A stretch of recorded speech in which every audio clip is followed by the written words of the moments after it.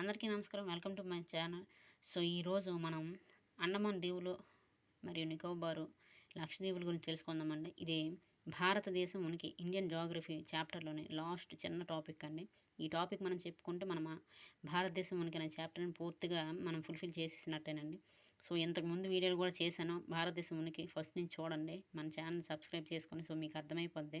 ఎందుకంటే చెప్పాలంటే ఒక గంటలో చెప్పవచ్చండి చాప్టర్. బట్ మీకు గంట వినాలంటే చాలా సహనం ఉండాలి, వినాలనే కుతూహలం ఉండాలి. సో అంత సమయం చాలామంది దగ్గర ఉండకపోవచ్చు. అందుకే నేను చిన్న చిన్న వీడియోల టైప్లో ఇంపార్టెంట్ టాపిక్స్ని చాప్టర్ వైజ్లో చెప్తున్నానండి. సో 5 మినిట్స్, 4 మినిట్స్, 3 మినిట్స్లోనే చెప్తున్నాను. చాప్టర్ని విడదీసి చిన్న చిన్న పార్ట్లుగా చేసి. సో మీకు నచ్చుతుందని అనుకుంటున్నాను. సో చూడండి, మొదటి నుంచి చిన్న చిన్న వీడియోలేనండి, చూస్తే మీకే అర్థమైపోద్ది. ఇండియన్ జియోగ్రఫీ అనేది చాలా ఈజీగా ఉంటుంది, చదవాలనిపిస్తుంది. మంచి సబ్జెక్ట్ అండి. సో మీకు ఈజీగా ఉండాలని చిన్న చిన్న పార్ట్లుగా చేసి చెప్తున్నాను. సో దయచేసి చూడండి, ముందు వీడియో చూస్తే మీకే అర్థమైపోద్ది. సో ఈరోజు లాస్ట్ చివరి టాపిక్ అండి, భారతదేశం ఉనికిలోనే. సో చెప్పుకుందామా? సో మొదలు పెడదామా?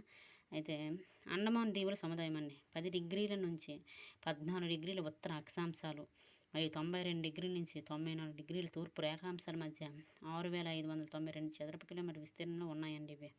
సో ఇవి ఒకప్పటి అరకాన్యోమ పర్వత అవశిష్టాలండి. ఇవి బంగాళాఖాతంలో విస్తరించి ఉన్నాయన్నమాట. వీటిని ఉత్తర, మధ్య, దక్షిణ లిటిల్ అండమాన్లుగా విభజించారు. సో అండమాన్ సముదాయంలో మొత్తం దీవుల సంఖ్య ఎంతంటే 186 అండి. గుర్తుపెట్టుకోండి, భారతదేశంలో అతిపెద్ద ఆర్చిపెలాగో అండి అండమాన్ నికోబార్ సముదాయమేనండి. ఇది 1962 కిలోమీటర్లు ఒకప్పుడు. ఇప్పుడు అప్డేట్ అయింది 3083.5 తీరరేఖను కలిగి ఉందండి. గుర్తుపెట్టుకోండి, అండమాన్లో అత్యంత ఎత్తైన శాడిల్ శిఖరం 738 మీటర్ల ఎత్తు అండి. ఇది ఉత్తర అండమాన్లో ఉంది. తర్వాత పోర్ట్ బ్లేర్ అండి. పోర్ట్ బ్లేర్ అంటే ఏటో కాదు, అండమాన్ నికోబార్ దీవుల యొక్క రాజధాని అండి పోర్ట్ బ్లేరు. ఇది దక్షిణ అండమాన్లో ఉంది. గుర్తుపెట్టుకోండి, బారన్ దీవ్ అండి, ఇది క్రియాశీల అగ్నిపర్వతం అనమాట. ఇది మధ్య అండమాన్లో ఉంది. నార్కొండం దీవ్ అండి, ఇది ఒక విలుప్త అగ్నిపర్వతం అండి. ఇది ఉత్తర అండమాన్లో ఉన్నాయండి.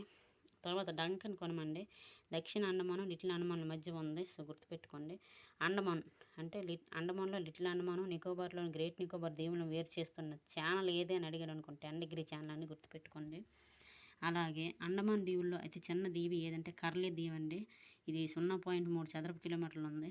తర్వాత రెండవ అతి చిన్న దీవి ఏదంటే రాస్ ఐలాండ్ అండి. ఇది 0.8 చదరపు కిలోమీటర్లు ఉంటుందండి.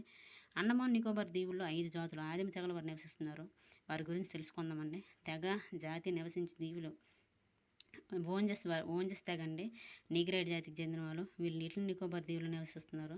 తర్వాత సెంటినెలీస్ అండి, వీళ్ళు నీగ్రైడ్ జాతికి చెందిన వాళ్ళే, సెంటినెలీస్ దీవులు నివసిస్తున్నారు. జార్వాస్ అంటే నీగ్రైడ్ జాతికి చెందిన వాళ్ళే, మధ్య మరియు దక్షిణ అండమాన్లో నివసిస్తున్నారు. అండమానీస్ అండి, వీళ్ళు నీగ్రైడ్ జాతికి చెందిన వాళ్ళు, వీళ్ళు స్ట్రైట్ దీవులు నివసిస్తున్నారు.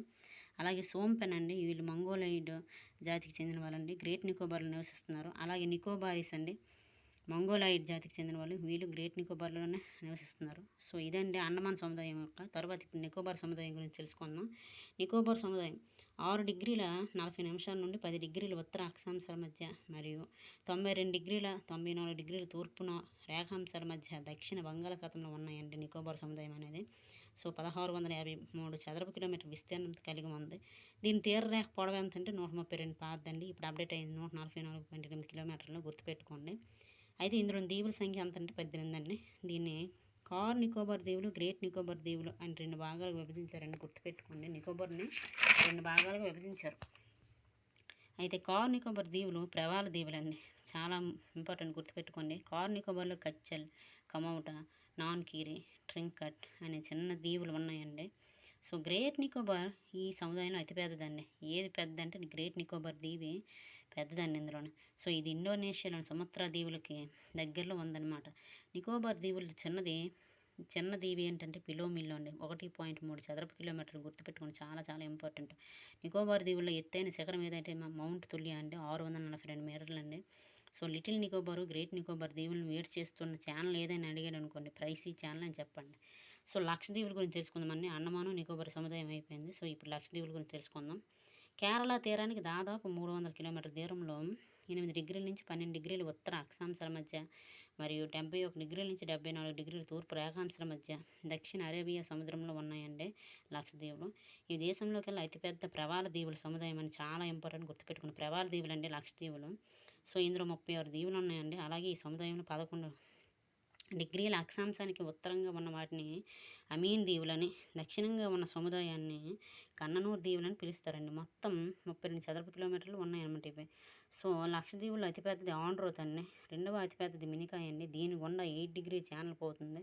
ఇది లక్షద్వీపులను మాల్దీవులను వేరు చేస్తుందండి. లక్షద్వీపులను మాల్దీవులను వేరు చేస్తున్న ఛానల్ ఏదని అడిగారు అనుకోండి, 8 degree channel very very important అండి.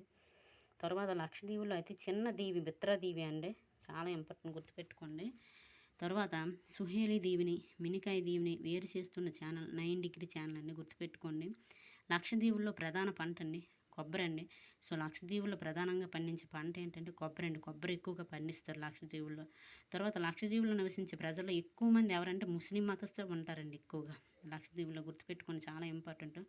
సో ఈ టాపిక్తో మనం భారతదేశం ఉనికి అనే చాప్టర్ని చిన్న చిన్న టాపిక్లుగా చేసి పూర్తిగా చెప్పుకున్నామండి, డెప్త్గా చెప్పుకున్నాం. ఏ ఎగ్జామ్స్ అయినా, ఎస్ఎస్సి అయినా, రైల్వే అయినా, ఏపీఎస్సీ అయినా, టీఎస్పీఎస్సీ అయినా, ఎస్ఐ అయినా, కానిస్టేబుల్స్ అయినా, ఏ ఎగ్జామ్స్కైనా బిట్టు పోదండి ఈ చాప్టర్ నుంచి. సో అంత బాగా చెప్పాను. ముందు నుంచి చూడండి, చిన్న చిన్న వీడియోలుగా చేశాను. సో మీరు ఈ వీడియో కానీ ముందు చూస్తున్నట్టయితే ముందు వీడియోలు కూడా చూడండి, మీకు అర్థమైపోద్ది. సో నా ఛానల్ సబ్స్క్రైబ్ చేసుకొని అందులో ఉన్న వీడియోలు చూస్తే మీకే అర్థమైపోద్ది. నేను మీకు కష్టంగా ఉండకూడదని ఒక 3 మినిట్స్ 4 మినిట్స్ వీడియోస్ రూపంలో నేను చేస్తున్నాను. ఒక్కొక్క చాప్టర్ని విడమర్చి బాగా చెప్తున్నాను, చెప్పడానికి ప్రయత్నం చేస్తున్నాను. సో మీకు కనుక ఈ వీడియో నచ్చితే ఖచ్చితంగా మీకు యూస్ఫుల్ అనిపిస్తే మాత్రం లైక్ చేయండి. ఎలా ఉందో ప్లీజ్ కామెంట్ చేయండి. సో మీరు కామెంట్ చేస్తే నాకు అర్థమవుతుంది, మీకు అర్థమవుతుందా లేదా, ఇంకా ఎలా చెప్పాలని నాకు ఒక అవగాహన వస్తుందన్నమాట. సో అదండి. సో మీరు ఎవరైతే కాంపిటేటివ్ ఎగ్జామ్స్కి ప్రిపేర్ అవుతున్నారో వాళ్ళందరూ బాగా చదవండి. టైము చాలా ఇంపార్టెంట్ అండి. సో ఎంత చదివినా చదివింది బాగా రివిజన్ చేస్తేనే గుర్తుంటుందండి. సో నెగ్లెక్ట్ చేయకండి, చదివింది మాత్రం ఎన్నిసార్లు రివిజన్ చేస్తే అంత బాగా గుర్తుంటుంది. సో ఇదండి, ఈ టాపిక్తో మనము భారతదేశం ఉనికి అనేది ఇండియన్ జాగ్రఫీలో ఒక చాప్టర్ అనేది మనం ఫుల్ఫిల్ చేసుకున్నాం. సో నెక్స్ట్ టాపిక్ చెప్దామండి రేపటి నుంచి. సో వెయిట్ చేయండి నెక్స్ట్ టాపిక్ గురించి, నెక్స్ట్ చాప్టర్ కోసం. సో ఇందులో చిన్న 3 బిట్స్ ఉండిపోయి నేను ఇంపార్టెంట్ బిట్స్ అని చెప్తాను. తీరరేఖ పొడవు ఎక్కువగా నగరం ఏదంటే చెన్నై అండి. అండమాన్ దీవులను మరియు థాయిలాండ్ వేరు చేస్తున్న ఛానల్ ఏదంటే గ్రేట్ అండమాన్ ఛానల్ అండి. తర్వాత మయన్మార్ను అండమాన్ దీవుని వేరు చేస్తుందంటే కోకా ఛానల్ అండి. సో మీకు కనుక ఈ వీడియో నచ్చితే ఖచ్చితంగా లైక్ చేయండి, షేర్ చేయండి, సబ్స్క్రైబ్ చేయండి, కామెంట్ మాత్రం ఖచ్చితంగా చేయండి ఎలా ఉందని. థ్యాంక్ యూ సో మచ్ అండి ఇంతవరకు విన్నందుకు.